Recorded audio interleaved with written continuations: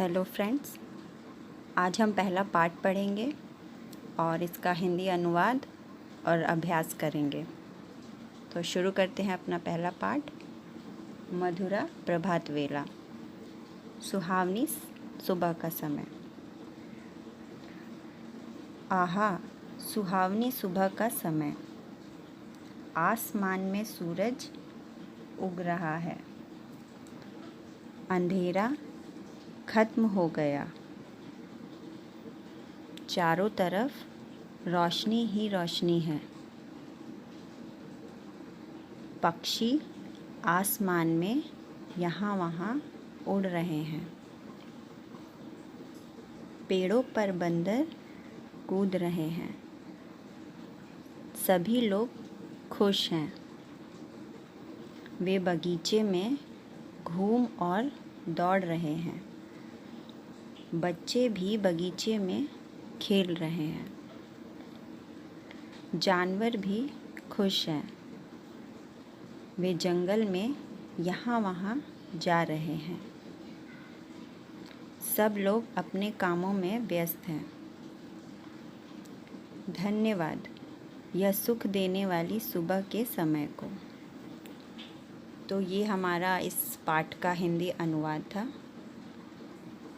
और अब हम अपना भाषा अभ्यास इस पाठ का अभ्यास करेंगे।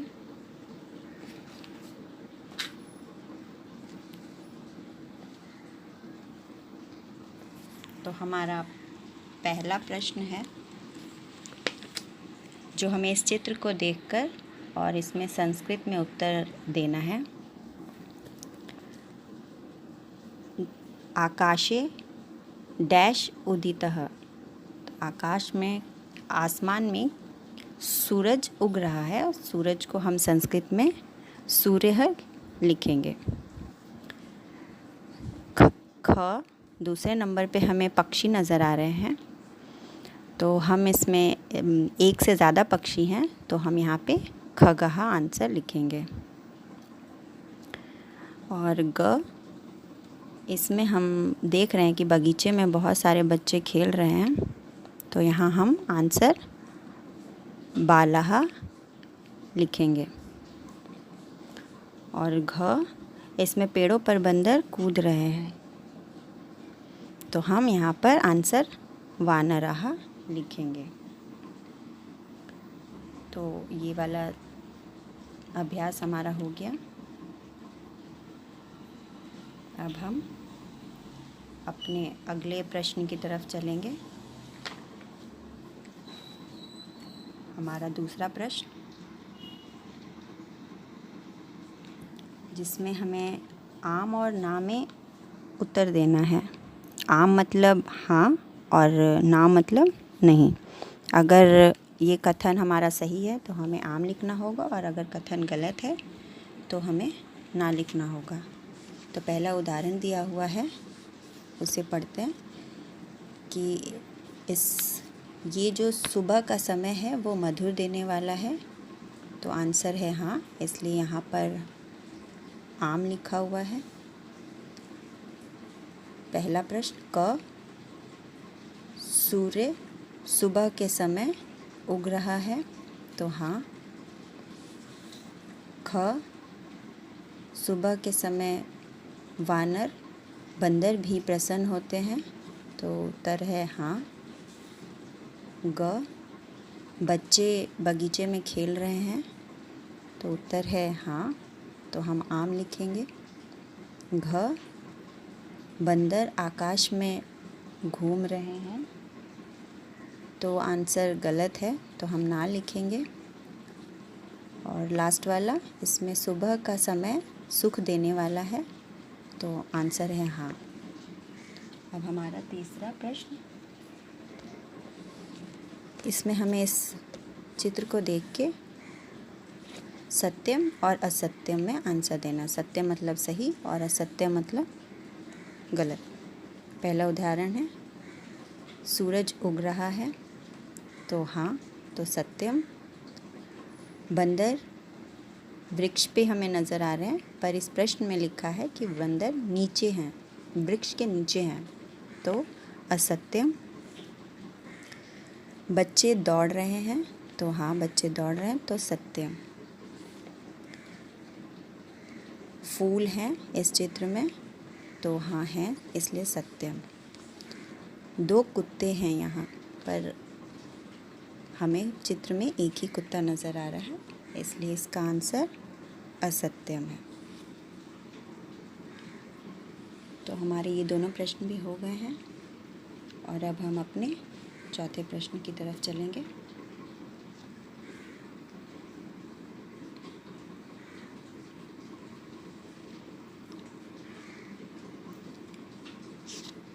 चौथा प्रश्न भी हमारा चित्र को देखकर ही है, उसमें जो भी चित्र में है उस पे ही हमें हाँ या ना में आंसर देने होंगे।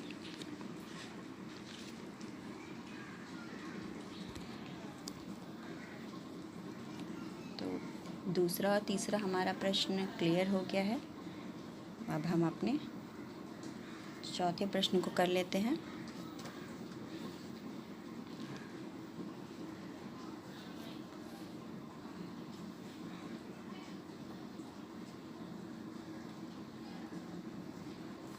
तो चलिए अब हम अपने चौथे प्रश्न को करते हैं। तो ये इसमें चित्र जो है इसमें हम देखेंगे और उसके आधार पे हम अपना आंसर देंगे। इसमें भी हमें आम या ना में आंसर देना है।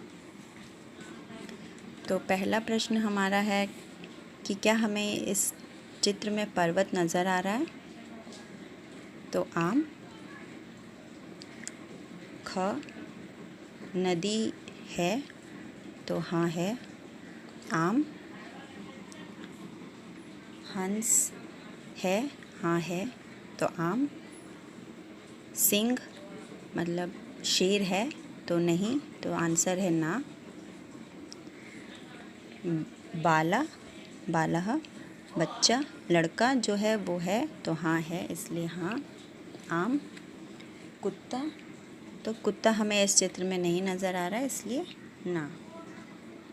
नौका, नदी में नौका है, नाव है, तो आम। पत्रम, पत्ते को कहा जाता है पत्रम, तो है, तो आम। बालिका, एक लड़की है हमारे इस चित्र में, तो हाँ, आम। और वृक्ष, पेड़ है हमारे चित्र में, तो आम। और पांचवें प्रश्न में जो भी चित्र दिख रहा है हमें, उसका हमें संस्कृत में नाम लिखना है यहाँ। तो यहाँ हमें नज़र आ रहा है चाँद, तो चाँद को हम चंद्र कहेंगे, तो इसे हम संस्कृत में चंद्र लिखेंगे, चंद्रः। तो हमारा चौथा और पांचवा प्रश्न का ये इतना हो गया है। अब हम अपना पांचवा प्रश्न का आगे का देखते हैं। इसमें एक चिड़िया है जो आसमान में उड़ रही है, तो चिड़िया को हम संस्कृत में खगः कहते हैं। और नाव को हम नौका कहते हैं। फूल को हम पुष्पम कहते हैं और हंस को हंसः। तो यहाँ पर हमारा इस पाठ का अभ्यास ख़त्म हो जाता है। तो अगला पाठ हम अगले वीडियो में करेंगे।